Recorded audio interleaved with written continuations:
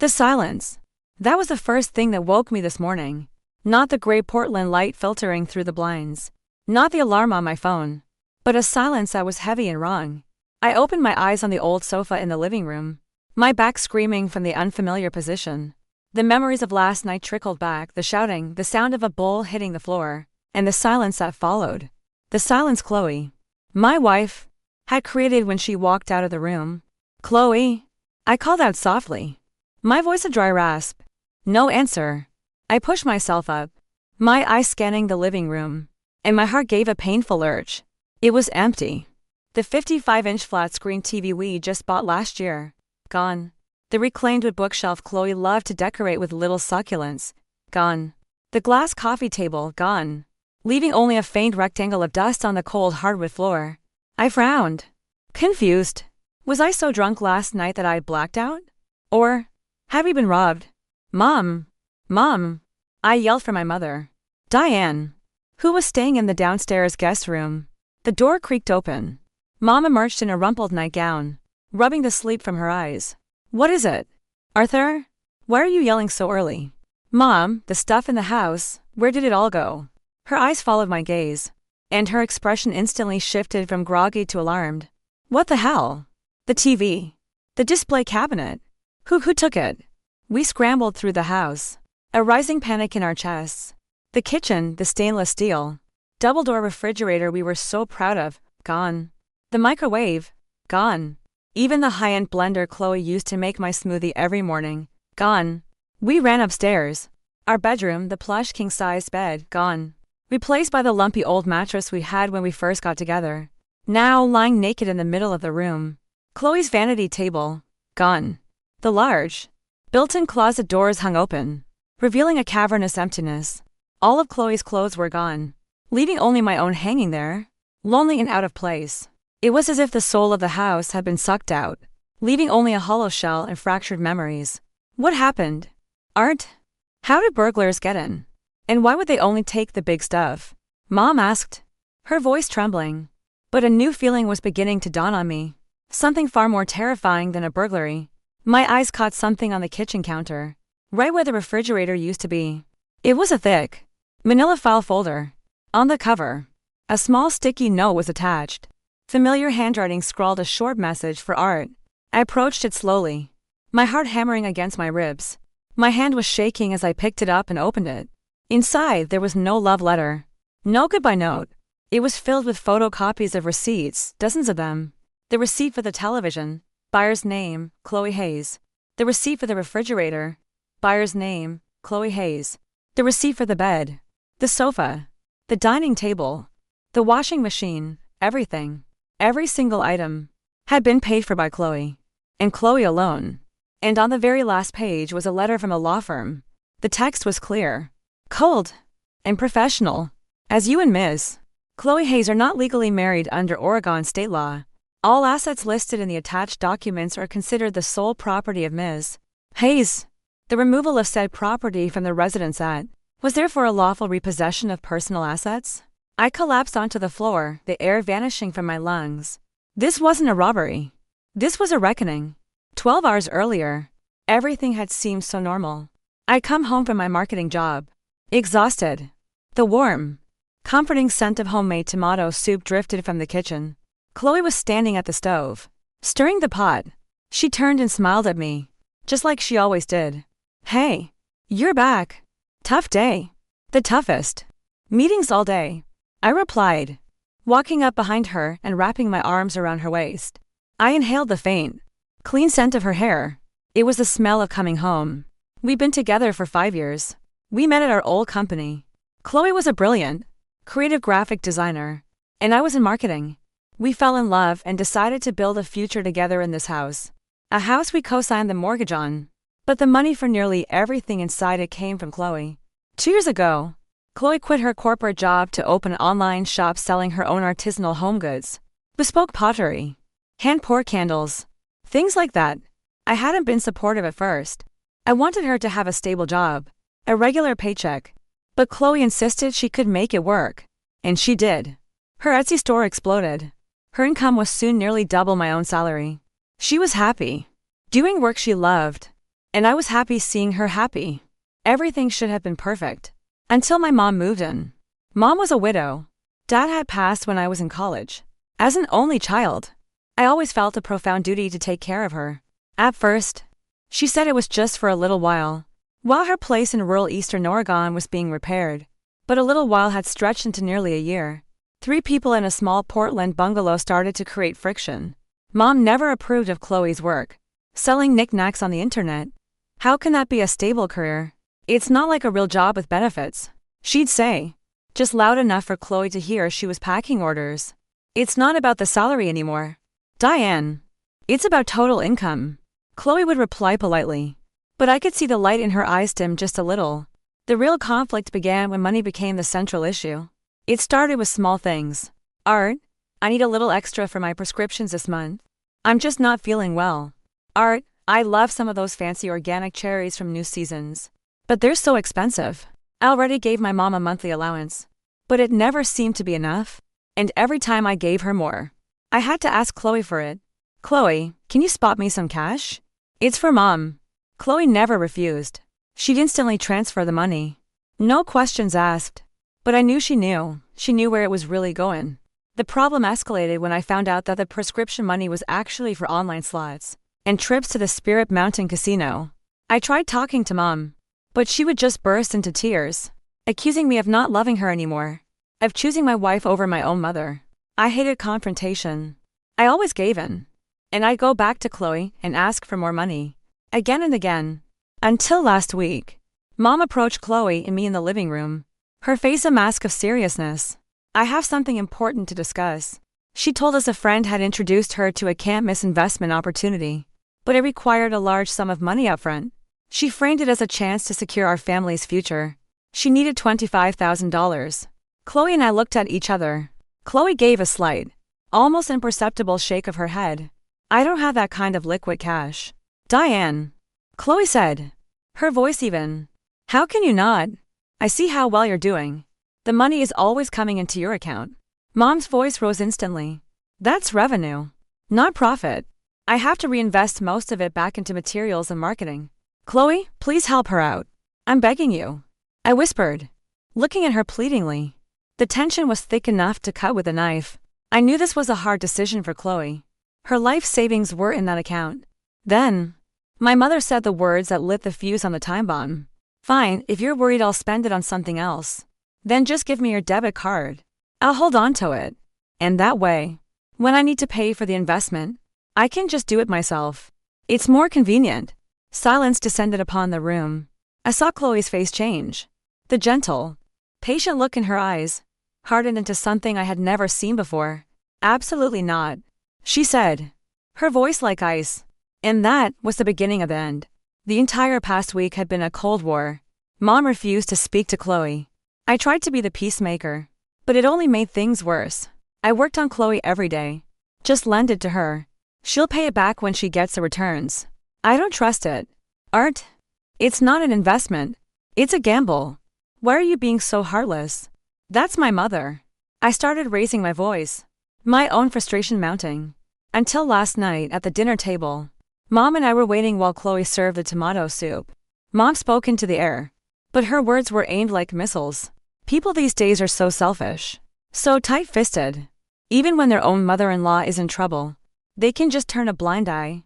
Chloe placed my bowl on the table a little harder than necessary. If you're referring to me, Diane, my answer is still no. Chloe, I snapped. Show some respect. I have been respectful. Art? For a very long time. But it seems no one is listening. That debit card represents my entire life savings. My security.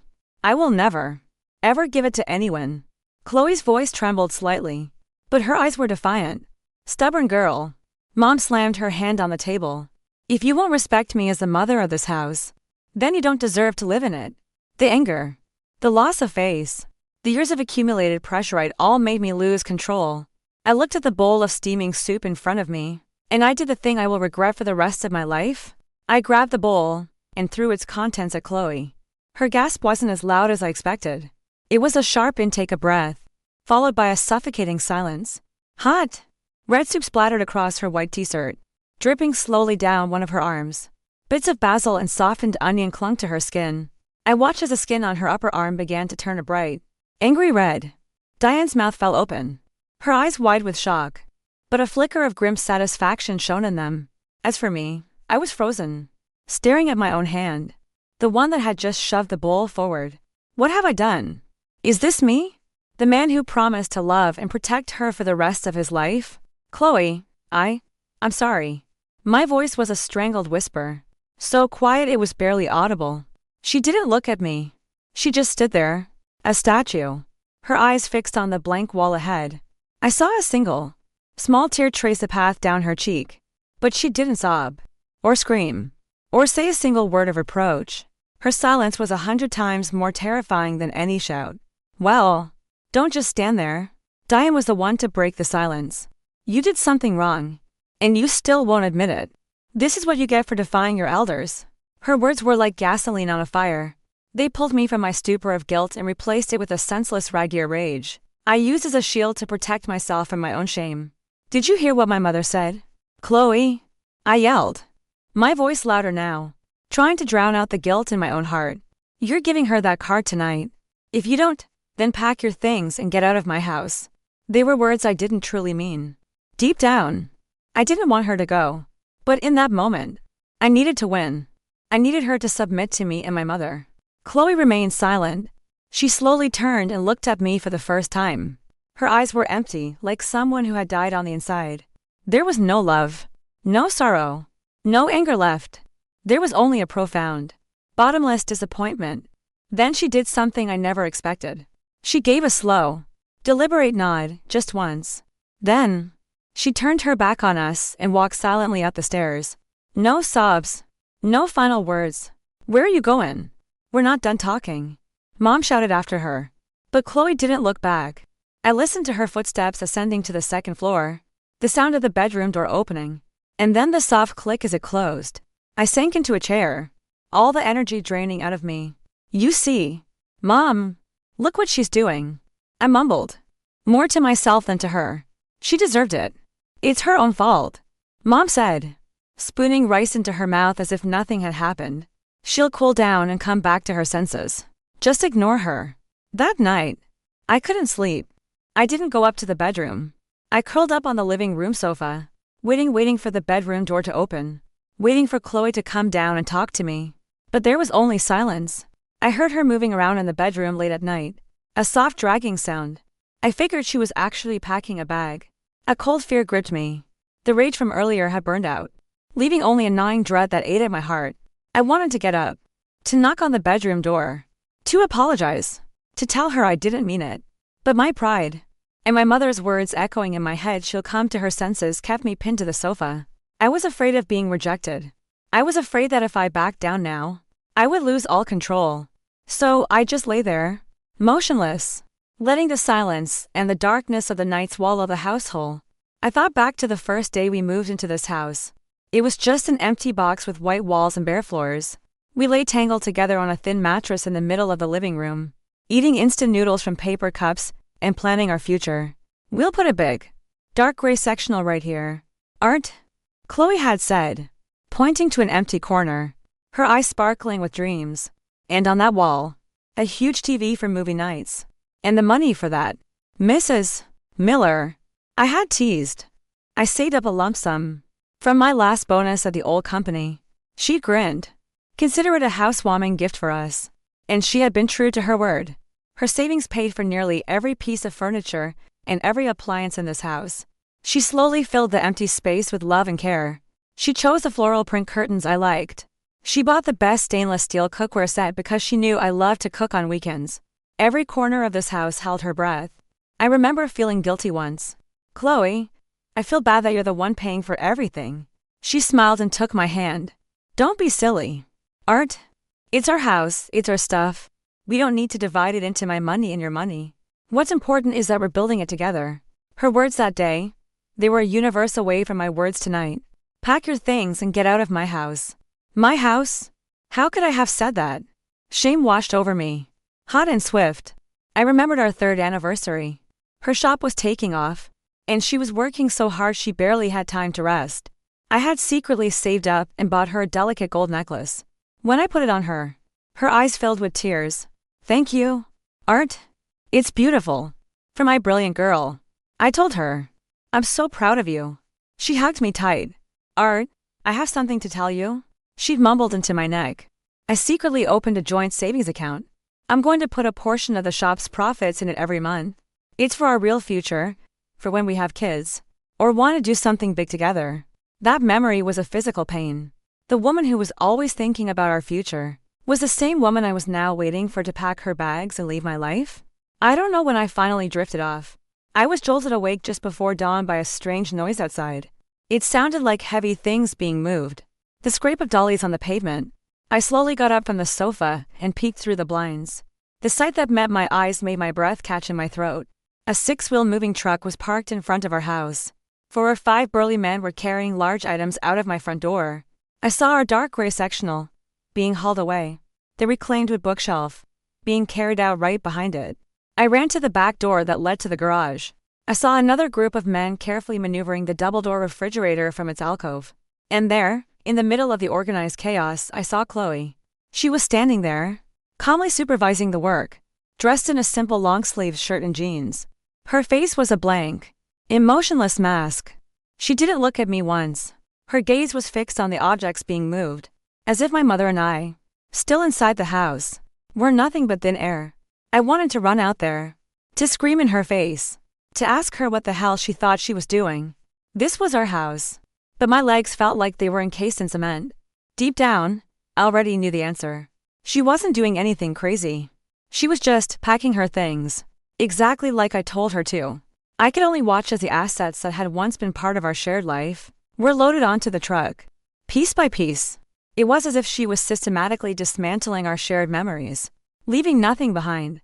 The truck's engine rumbled to life, a roar so loud it startled my mother awake in her room. "Art? What's that noise? What's happening?" she asked, running out in a panic. I didn't answer.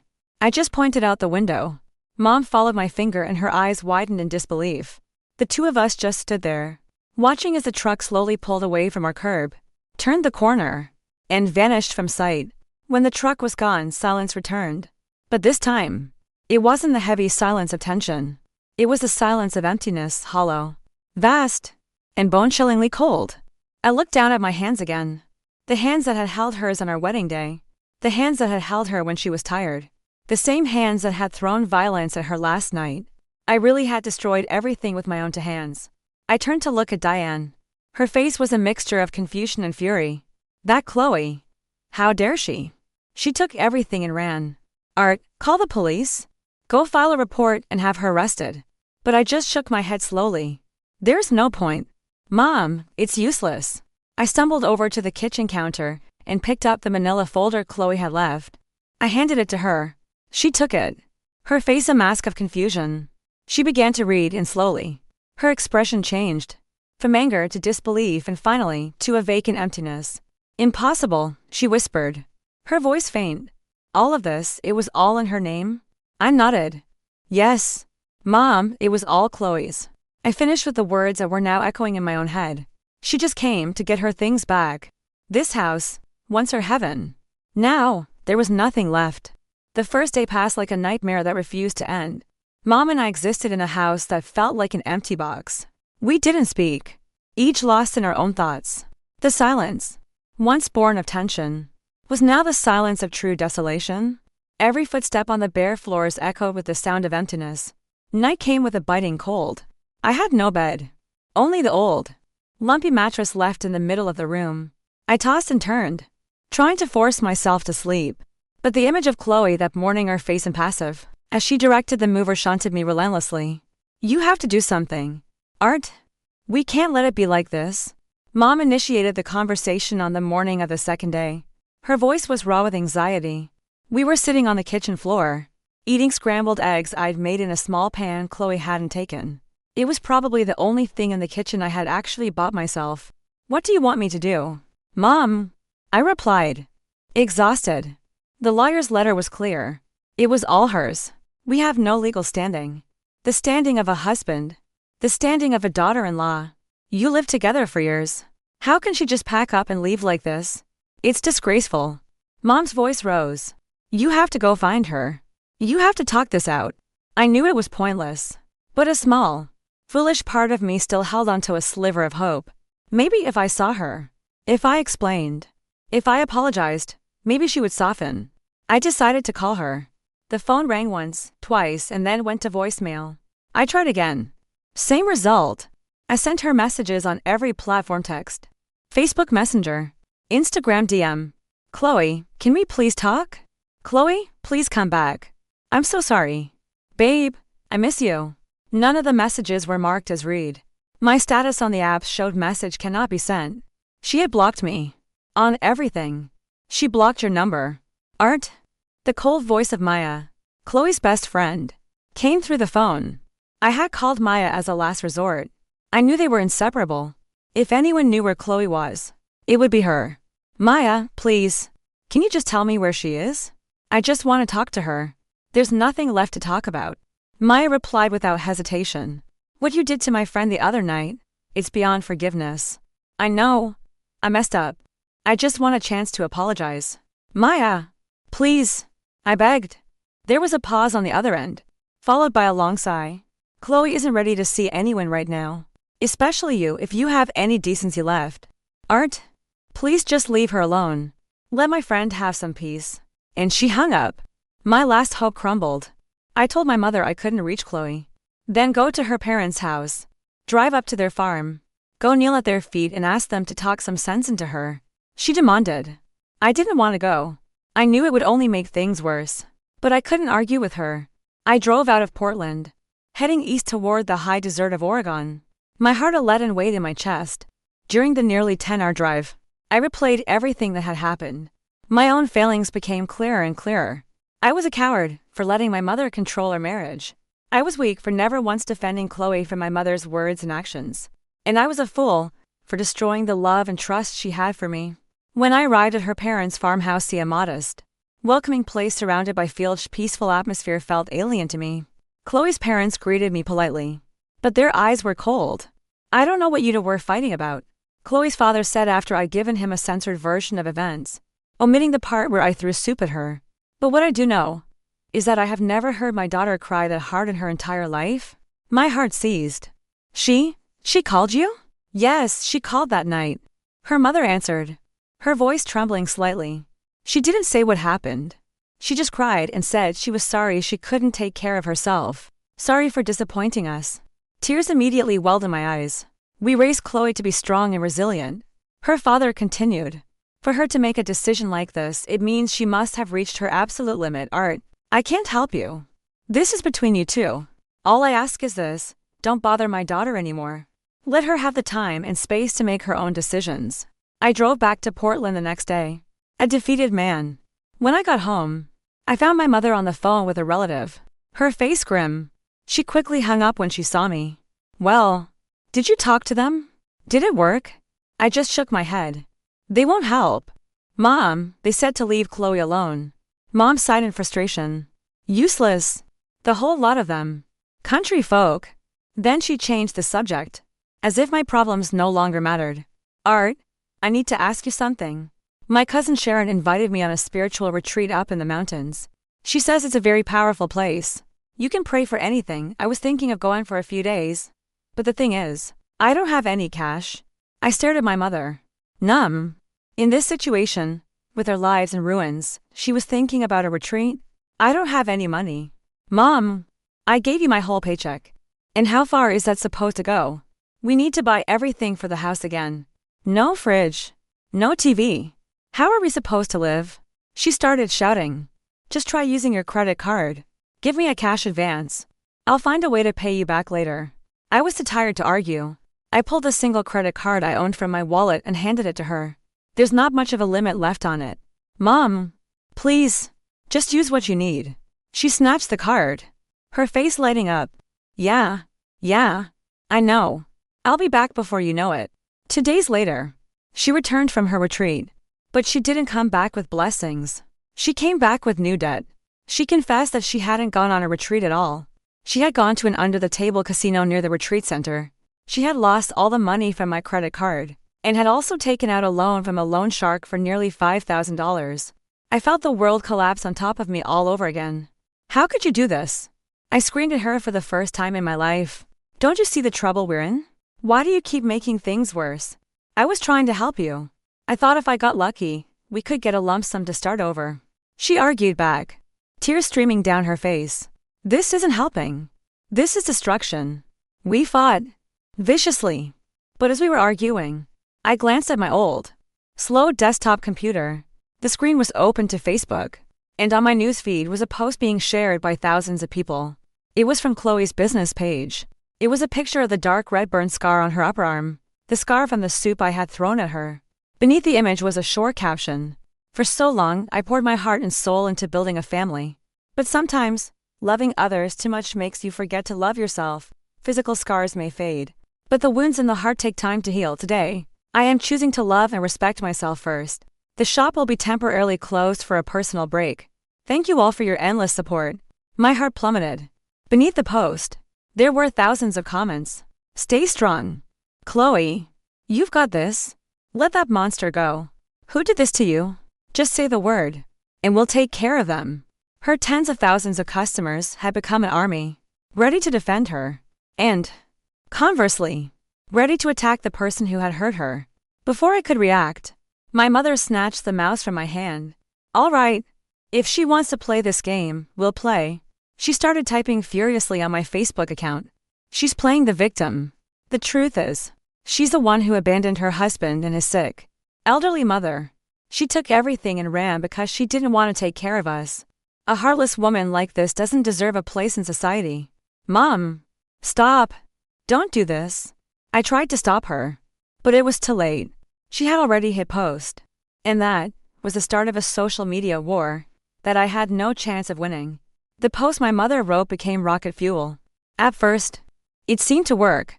A few people who didn't know the full story started leaving comments criticizing Chloe. Is this for real? I can't believe it. She seems so sweet on the outside. I never would have thought. Abandoning a sick mother-in-law? What kind of person does that? My mother smiled, satisfied, reading the comments aloud to me with a triumphant air. See, Art? The truth always comes out. People will know who's good and who's evil. But that satisfaction was short-lived. Less than an hour later, the tide turned. Maya, Chloe's lawyer best friend, shared my post to her own wall with a sharp, fact-filled caption. As a friend and legal counsel to Chloe Hayes, I'd like to clarify a few facts. Chloe and Arthur were not legally married. Assets acquired during their cohabitation belonged to the individual who purchased them. Chloe removing her own property was not running away, but a lawful exercise of her rights.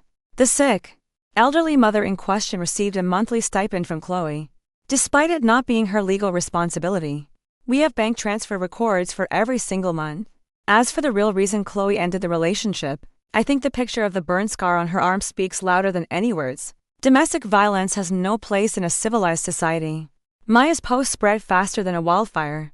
It was like a bucket of ice water thrown on my and my mother's faces.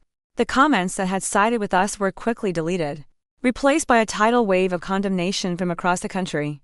Coward! You hurt a woman and then tried to blame her for it. Go live with your mommy. You pathetic mama's boy. A wonderful woman like Chloe deserves better. The lawyer laid out the facts. What else is there to say? Can someone find this guy's workplace? I want to have a word with his boss. My name and face were plastered across every major gossip page and forum. It was a real-life nightmare. My phone rang non-stop with calls from unknown numbers. People screaming insults. Threatening messages flooded my inbox. How did it turn into this? Mom mumbled in disbelief, scrolling through the comments on her phone with a trembling hand. It's because of you. Only you. I roared at her, my patience completely gone. If you hadn't posted that stupid story, this never would have blown up. How can you blame me?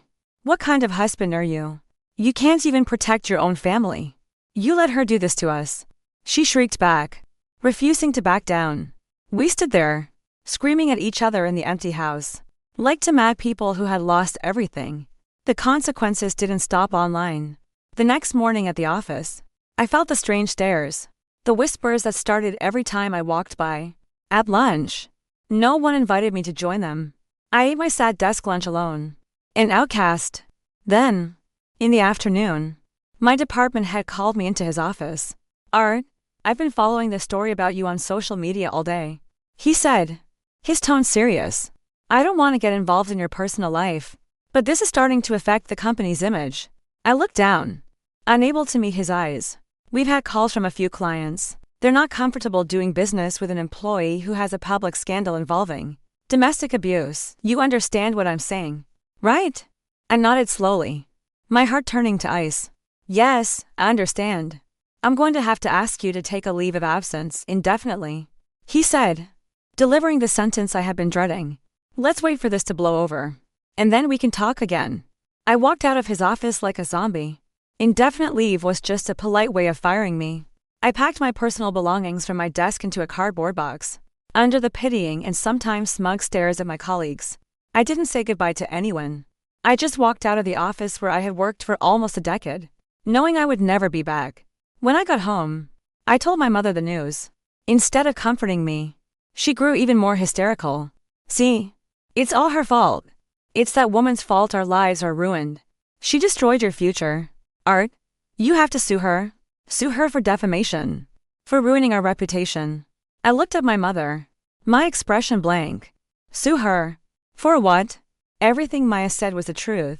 The person who destroyed my future wasn't Chloe. It was me, and it was the woman sitting right in front of me. Life in our once heavenly home had become a living hell. We had no money, no job, and no face to show society. The daily conveniences we had taken for granted were gone. We had to wash clothes by hand, boil water in a tiny electric kettle, and eat simple meals we could afford with the last of my cash. Hardship reveals a person's true nature. Mom became irritable and complained constantly, blaming everyone and everything but herself. I, on the other hand, sank into a deep depression. Consumed by guilt and hopelessness, I became a recluse, barely speaking to anyone. One day, as I was staring blankly out the window, I saw an old, beat-up motorcycle pull up to the house. Two menacing-looking men got off. They wore black leather jackets and had tattoos covering their arms. One of them yelled my mother's name in a harsh, grating voice. Diane, you in there? Come out and talk. A bad feeling washed over me. I rushed downstairs. My mother's face was pale. Who is it? Art? She asked, her voice shaking. I don't know, but they're asking for you. I decided to open the door and face them.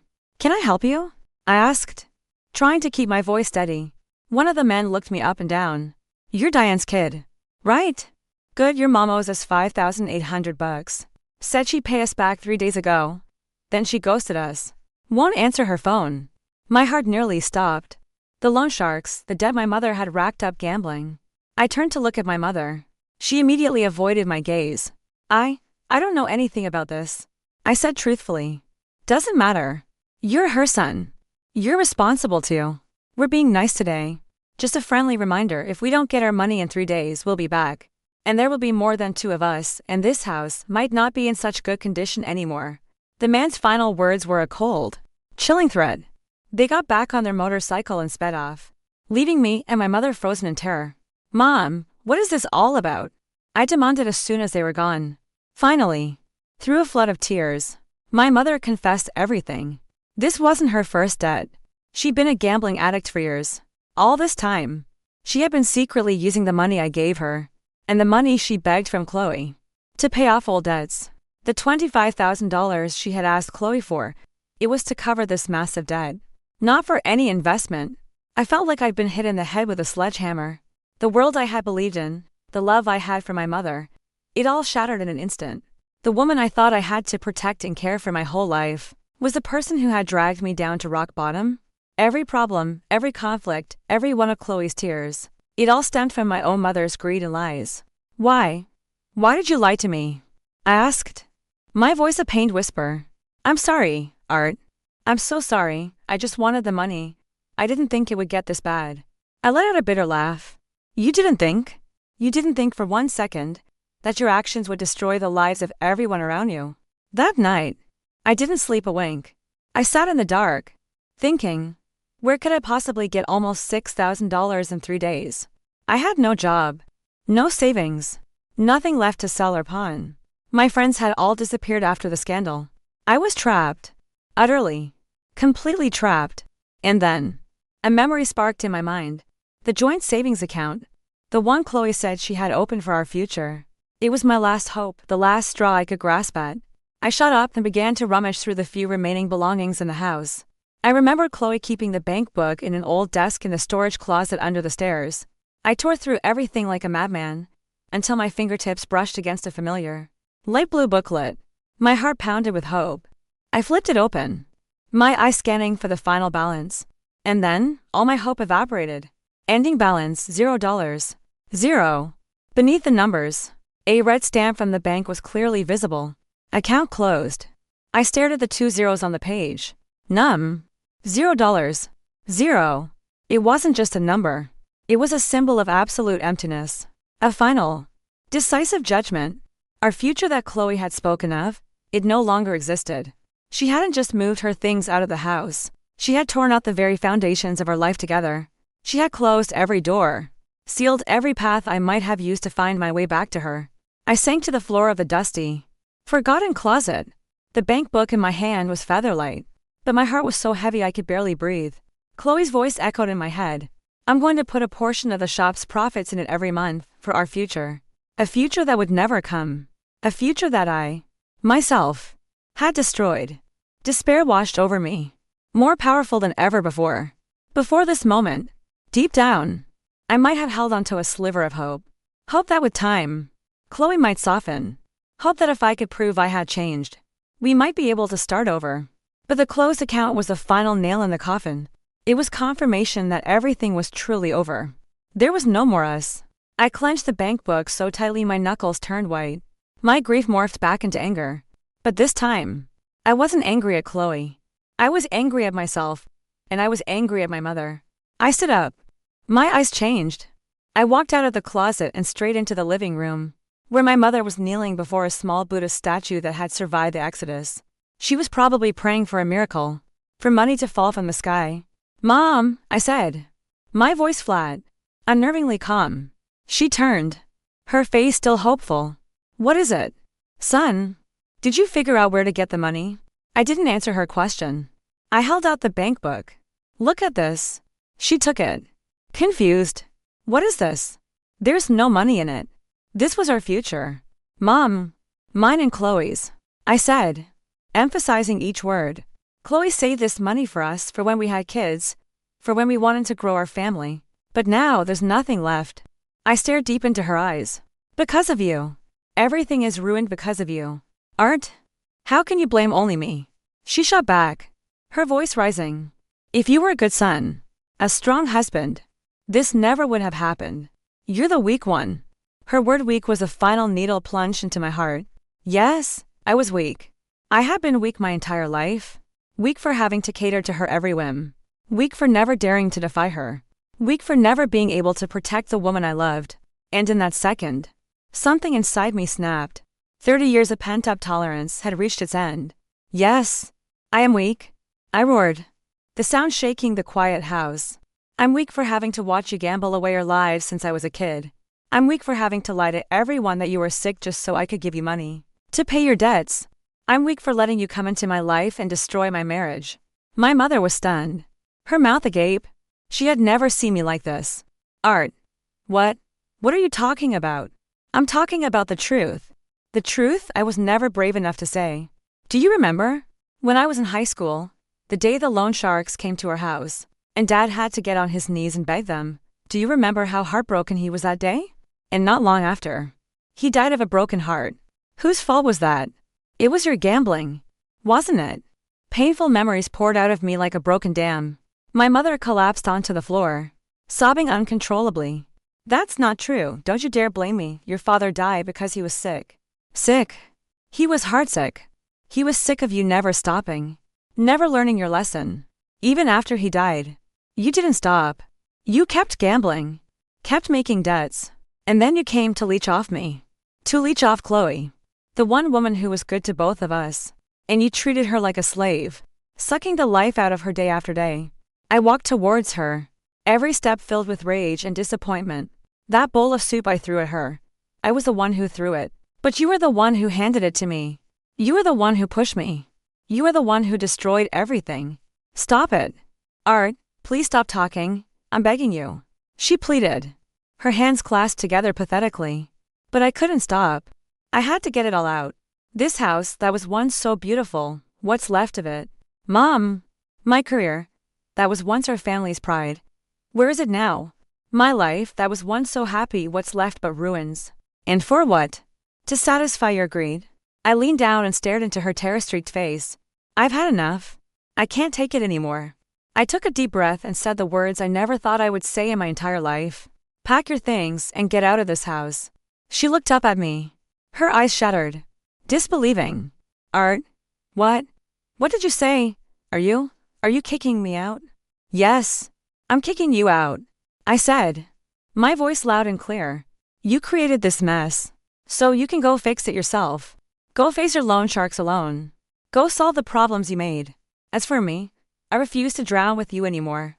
I turned my back on her, unwilling to see her tears or hear her pleas. I'm giving you until tomorrow morning. If you're not gone, I will be. I walked upstairs to the bedroom and closed the door on the brutal reality. I collapsed onto the old mattress in the empty room. I could hear my mother's sobs from downstairs, a sound that had always made my heart soften. But not this time.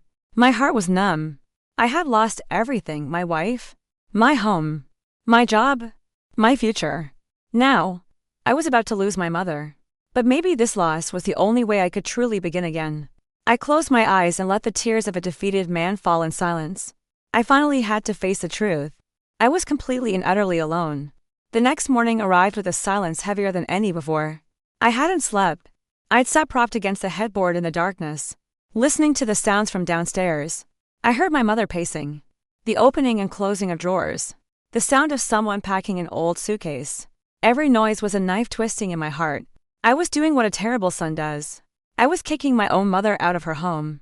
But I knew I had no other choice. This wasn't revenge. This was survival. If I let her continue to cling to me like a leech, we would both go down together. As the morning sun began to filter into the room, I rose and went to the window. I saw her, my mother, dressed in her oldest, most worn-out clothes, dragging a small suitcase out the front door. She didn't look back. She didn't cry hysterically like she had last night. She just walked forward, her posture slow, her back stooped, like an old woman who had lost everything. I watched her back until it disappeared around the street corner, and the tears I had been holding back finally broke free. I collapsed to the floor, crying like a lost child. I hated myself for doing this, but I hated myself more for not doing it sooner. Without my mother, the house was completely silent. It was a terrifying silence, a silence that made me hear only my own thoughts. I spent the day and a days, drowning in guilt, sin, and loneliness. I didn't eat, didn't feel hungry, didn't feel like doing anything at all, until late in the afternoon. There was a knock on the door. I jumped, my heart racing with fear. Was it the loan sharks? Were they back already? I tiptoed to the door and peered through the peephole. The person on the other side wasn't a menacing man. It was a woman. The woman my heart ached for. Chloe. I stood frozen, barely daring to breathe. What was she doing here? It took me a long moment to compose myself before I slowly opened the door. We stood facing each other, the threshold a dividing line between us. She looked different, a little thinner, perhaps, but her eyes were alive again. They were calm and resolute. As for me, I knew I must have looked pathetic. I hadn't showered in 2 days. My clothes were a wrinkled mess, and my face was covered in stubble. What are you doing here? Was all I could manage. My voice hoarse. Chloe didn't answer my question. Instead, she held out a brown envelope. I brought you some documents, she said, her tone neutral. It's a quitclaim deed. It signs over my rights to this house, to you? I frowned, not understanding. What? I don't get it. We co-signed the mortgage, she explained, her words slow and precise. Even though I made all the payments, legally, your name is still on the title as a co-owner. I'm here today to transfer full ownership to you. My eyes widened in shock. Why? Why would you do that? Because I don't want anything that was ever ours again. Her words were like an invisible blade, slicing deep into my heart. I want to cut all ties. Completely. I want to start a new life. A life that has nothing to do with you. She placed the envelope on the ground in front of the door. Everything you need is in there, including my lawyer's number. Just sign it and send it back to him. It'll all be taken care of. I looked at the envelope on the ground, then back up at her face. My eyes were filled with questions and confusion, but hers held only emptiness. Chloe, don't do this. I pleaded. I know I was wrong. I did a terrible thing to you, but please just give me one more chance. I promise. I'll change. I kicked my mother out. It's just me here now. Can we start over? My words seemed to spark something in her vacant eyes. It was pity, mixed with disappointment. You kicked your mother out. She repeated the words like a bad joke. You think that somehow makes up for what you did to me? Art? She laughed. A short, humorless sound that was the coldest thing I'd ever heard. You still don't get it, do you? The problem was never just your mother. The problem was you. You are a coward. Art, you are weak. And you are selfish. She said, each word a clear, sharp blow. You let your mother emotionally abuse me for years, and you never once stood up for me. And on the day I needed you the most, you chose to hurt me with your own two hands. Tears began to stream down her face, but they weren't tears of sadness. They were tears of rage and long-suppressed pain. Do you have any idea how little the scar on my arm hurts compared to the scar on my heart? You destroyed my trust. You trampled on my love until there was nothing left. And you have the audacity to ask for another chance? I stood there, frozen, unable to argue, because every word she spoke was the truth. Take the house, she continued, wiping the tears from her cheeks. Consider it compensation for all the pain your family put me through.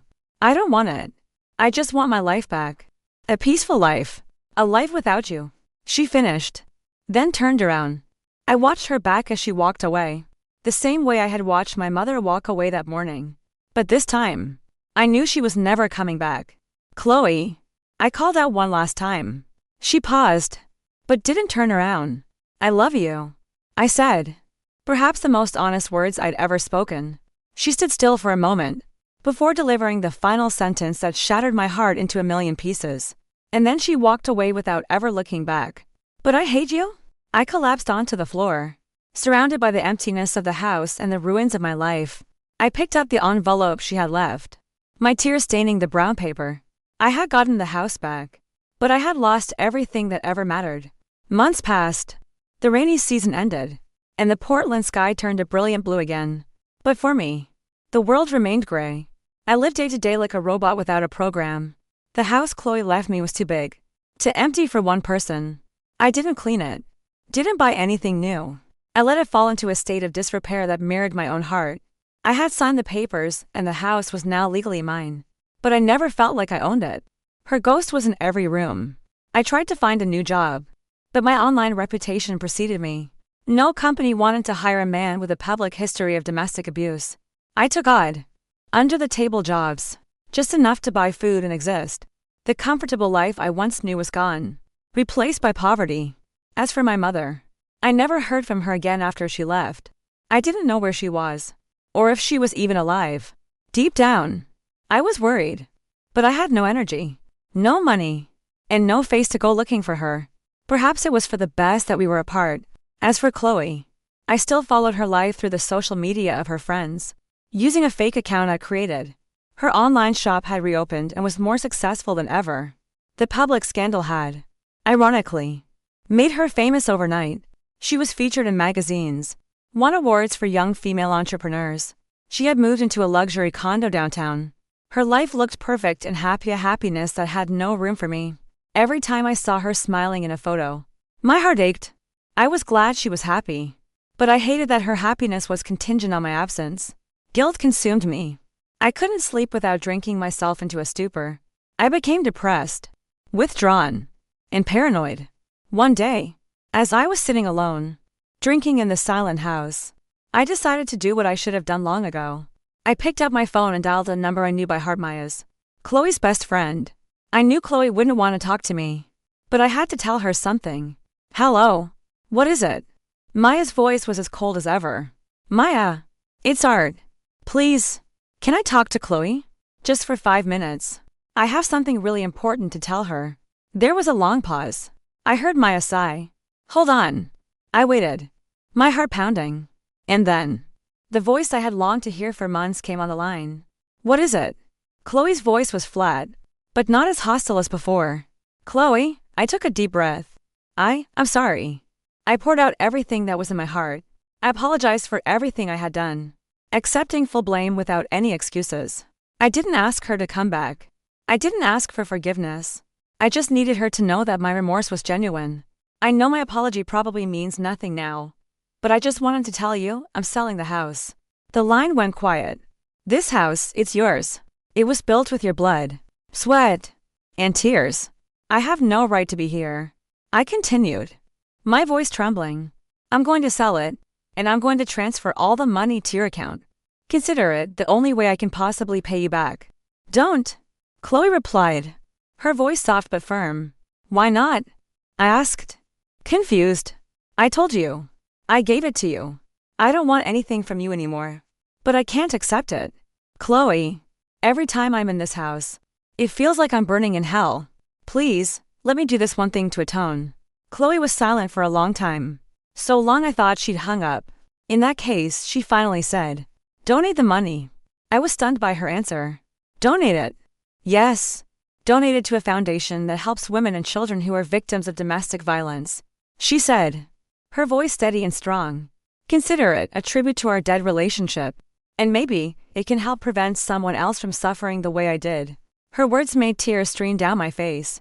She was a better person than I could ever deserve. Even after everything, she was thinking of others. Okay, I'll do what you said. I replied. Thank you. Chloe, thank you for everything. Goodbye. Art, she said. Her final words to me. I hope you find your own path. Then she hung up. That final conversation was like a key unlocking the chains that had bound me for months. I felt lighter, as if a mountain had been lifted from my chest. I knew what I had to do. The next day, I called a realtor and put the house on the market. It sold quickly. With the money, I kept my promise. I transferred the entire amount to the National Coalition Against Domestic Violence. I included the donation receipt in a letter, the last one I would ever write to her. In it, I didn't apologize again. I told her about my life after she left, about what I had learned from my mistakes. I told her that I only truly understood the meaning of respect and self-love after I had lost her. I didn't ask her to read it or reply. I just wanted to leave one final record of my transformation before I started my new life. With the little money I had left from my odd jobs, I bought a one-way bus ticket. My destination, Eastern Oregon. I wasn't going back to her parents. I was going to find my mother. No matter what happened, she was still my mother, the only person I had left. I didn't know what would happen when I found her. We might fight again. We might never truly understand each other. But I knew I couldn't let her face her fate alone. Perhaps forgiveness could begin with facing the truth together. I boarded the bus, leaving my bitter past behind me. I looked out the window, watching the city lights of Portland fade away. I didn't know what the future held. But for the first time in a very long time, I felt a flicker of hope. The journey across the state took the better part of a day. I didn't sleep. I just watched the green landscapes of the Willamette Valley give way to the stark, beautiful desert of the east. Letting my thoughts drift, I arrived in the small, dusty town of my mother's birth with no plan. Only a vague memory of a distant relative she had once mentioned. I spent a week searching, asking old-timers at the local diner, showing her old photograph to gas station attendants. Hope was beginning to fade. Until one afternoon, sitting exhausted in a small cafe, I overheard a conversation about an old woman who's been staying at the monastery up the canyon.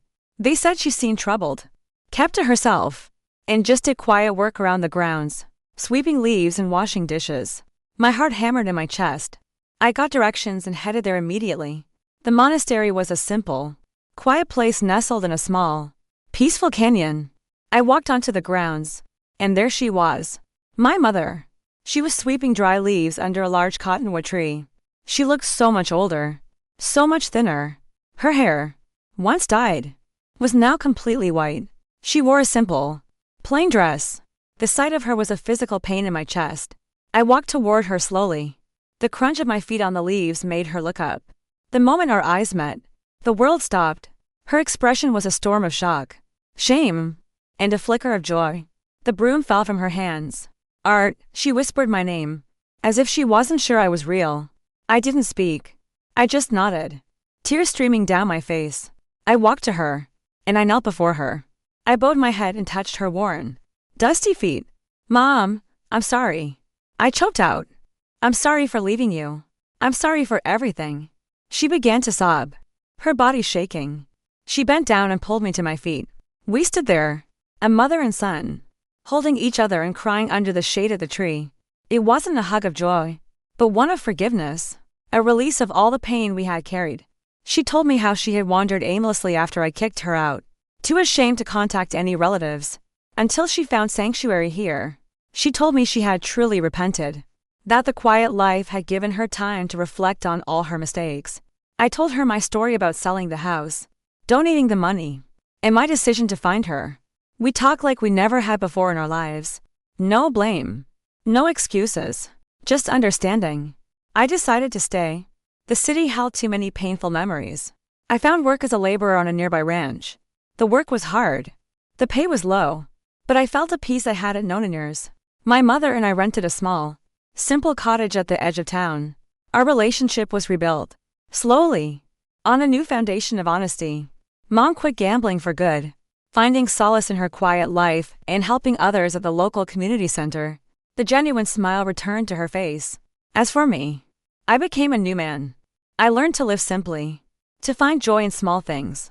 The scars on my heart would always be there, but I was learning to live with them. One day, as I was leaving for work, the mailman handed me a letter. There was no return address, just a postmark from Portland. My hands trembled as I opened it. Inside was a single, small piece of notepaper. On it, in the familiar handwriting I knew so well, was a short, simple sentence. Thank you and good luck. There was no name, no signature, but I knew instantly who it was from. I clutched the note, tears welling in my eyes. But they weren't tears of sorrow. They were tears of gratitude. It was the final closing of our story, the last act of forgiveness, sent to me from a world away. I looked up at the vast, open sky, breathing in the clean morning air. I smiled. A real smile. For the first time in years. That bowl of soup had destroyed my life, but in doing so, it had also given me a new one. A life where I had learned to love myself, to forgive others, and most importantly, to forgive myself. I didn't know what the future held. Maybe I would meet someone new. Maybe I would be alone forever. But whatever came, I was ready to face it, on a path of my own choosing, with a heart that was, at last, strong and at peace. I folded the note and put it in my shirt pocket, like a good luck charm, and I walked out of the house to start a new day, filled with hope,